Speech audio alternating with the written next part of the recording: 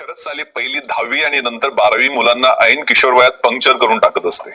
वाढत्या वयात ज्या वेळेला मैदानं बोलवतात, स्नेहसंमेलन मोहात पाडतात, समवयीन मुला मुलींची हितगुज करावंसं वाटतं, मज्जा करायला हुरूप असतो, नेमका त्यावेळी हा 12वीचा अभ्यासाला लोचा करतो.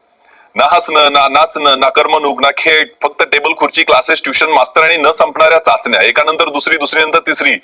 पिचकून जातो जीव सारा त्या शिक्षणाच्या आईचा घो असं म्हणावंसं वाटतं. पण काही पर्याय नसतो. आईबाप खस्ता खातात, पैसे वाचवतात आणि पोरगा डॉक्टर इंजिनियर होणार या भोळ्या स्वप्नामध्ये रम्मान होतात. इकडे मेस सकाळून पोरग पिचकतं, कधी कधी गटांगळ्या खायला लागतं, सावरणारं कुणीही नसतं. मग नापास नापास नापास असे सलग शिक्के मिळायला लागले की एक तर मुलं निराश होतात किंवा निर्लज्ज परवडले, अभ्यास सोडून टुकाऱ्या टवाळक्या यात बिंदास मजा मारताना दिसतात. पण जर निराश झाले तर सेंट्रल नर्वस सिस्टम काम करायची बंद होते, अबोला एकांत आवडायला लागतो, एखादं व्यसन घर करायला लागतं, पालकांच्या आग्रहापोटी खूप अभ्यास करावासा वाटतो पण अभ्यासच होत नाही, लक्षच लागत नाहीत, पुस्तकच आवडत नाहीत, सगळ्या अभ्यासाचे कागद फाडून फेकून द्यावेत असं वाटायला लागतं. सायन्सचे फॉर्म्युले चारी बाजूने कानात गुंजन करतात, डोळ्यासमोर नाचू लागतात, वेड लागल्यासारखे भास व्हायला लागतात. कुठेतरी हिमालयात निघून जावं, सगळं सोडून द्यावं, कधीतरी जीव द्यावा असंही वाटतं. आणि हो, खरंच काही कोवळे जीव या क्षणभंगूर जीवघेण्या तणावाला बळी पडतात आणि आपली जीवन यात्रा संपवतात. प्रश्न पडतो, या 10वी 12वीच्या अभ्यासाला वैतागून असा आत्मघातकी निर्णय घेणं योग्य आहे का? मुळीच नाही, बिलकुल नाही. किती सामान्य मुलगा असला तरी अभ्यासिक ही झाडकी पत्ती. नदीत पडल्यावर ज्याला पोहता येत नाही तोच गटांगळ्या करतो, बुडतो, मरतो. पण ज्याला पोहता येतं, ज्याला पाण्याशी स्पर्धा करता येते, ज्याला लाटेवर आरूढ होता येतं, त्याच्यासाठी नदीत मारलेला सूर हा आनंद आहे, साहस आहे, सॉलिड मजा देणारी गोष्ट आहे. तसंच अभ्यास असो किंवा कोणतंही क्षेत्र असो, त्यात पारंगत व्हायला थोडेफार हात हलवावे लागतात, डाव शिकावे लागतात. ते एका जागी आळस करून बसून शिकता येत नाहीत. उठ, जागा हो आणि जोपर्यंत ध्येय सिद्धी होत नाही तोपर्यंत प्रयत्न करत राहा.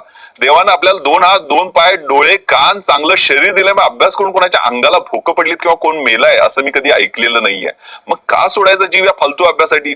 त्याच्याऐवजी आरूढ व्हायचं त्या अभ्यासरूपी वारूवर, घ्यायची भरारी त्या अभ्यासाच्या प्रांतात. सगळं शक्य आहे, खरं तर सोपं आहे, फक्त तो आत्मविश्वास जागा झाला पाहिजे, स्वतःमधली क्षमता कळाली पाहिजे आणि कष्टानं मिळालेल्या यशाची चव चाकली पाहिजे.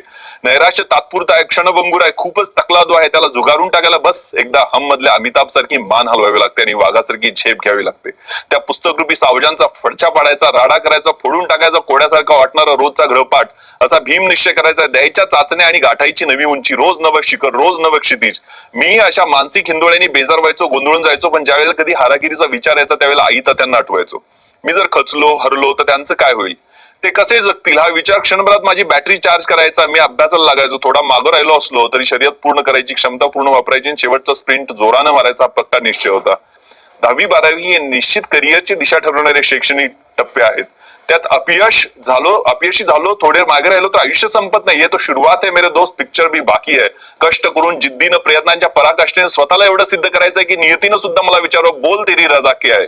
काय व्हायचंय, काय बनायचं तुला तुझ्या भविष्यकाळात, कसं योजायचंय तुला तुझं आयुष्य. हो, अशीच 12 महिने झपाटून मी ज्यावेळेला स्पर्धा परीक्षेची तयारी केली तेव्हा खडाखट व्हिडिओ गेम मधून नाणी पडतात तसं एकामागून एक यशाचं वरदान मला 1996-97 ला मिळालं होतं. माझा मित्र गमतीने म्हणायचे, हे सिरियसली घेऊ नका, तू जर प्रपोज केलास तर माधुरी दीक्षित किंवा अंजलीना जोली सुद्धा नाही म्हणणार नाही.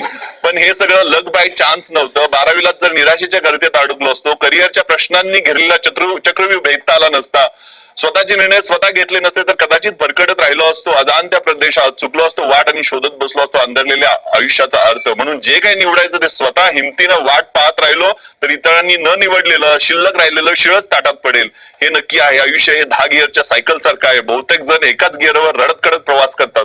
करूया 10च्या 10 गिअर्सवर यश शिखरांची सफर. ज्यांना स्वप्न पाहायची असतात त्यांना रात्र मोठी हवी असते आणि ज्यांना स्वप्न साकारायची असतात त्यांना दिवस मोठा हवा असतो. दिवसाचा प्रत्येक तास, मिनिट, सेकंद घेऊन जाईल तो इप्सिताच्या दिशेने. हाच माझा आजपासून, आत्तापासून संकल्प. मग बघा कशी मजा येते, कसे न्यूनगंडाचे, आळसाचे, आमिषाचे, आकर्षणाचे, व्यसनाचे, वाईट सवयींचे बुरुज एकानंतर एक ढासळतात. त्यासाठी एकदा उठा, ठरवा आणि करा आणि मग पुन्हा उषक काल होईल. रोज नवी पालवी फुटेल, रोज नवी पहाट होईल, रोज नवा सूर्य उगवेल, रोज सुंदर सुंदर कळ्या उमलतील आणि रोज पाऊल पडेल ध्येयाच्या दिशेने. संकल्पाच्या सिद्धीसाठी चला पुन्हा पेटवूया आयुष्याच्या मशाली. थँक्यू.